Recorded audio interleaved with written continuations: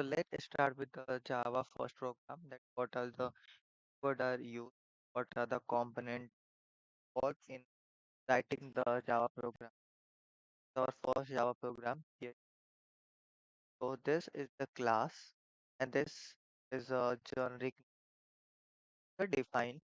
But whenever you are using or providing any class name, so make sure the first character is always in uppercase. Then this is the public static void main string args, and this is our output we are printing. So let's start with the class. So class is a code which is declare a classes in a Java.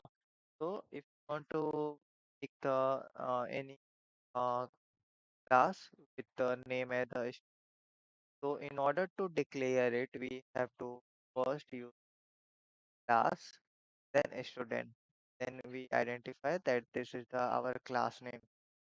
Then public, it is an access specifier.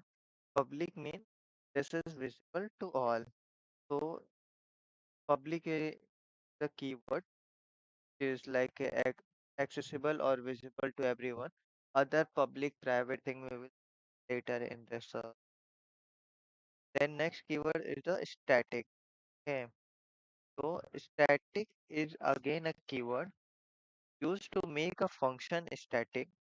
To execute a static function, you don't have to create an object of the class. Okay. So this is also a reserve keyword in Java. So in order to access, you have to create any object of the class. Don't have to create an object.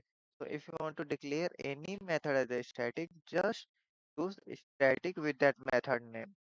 Then coming to the main method, this main method here the JVM without creating an object of the class.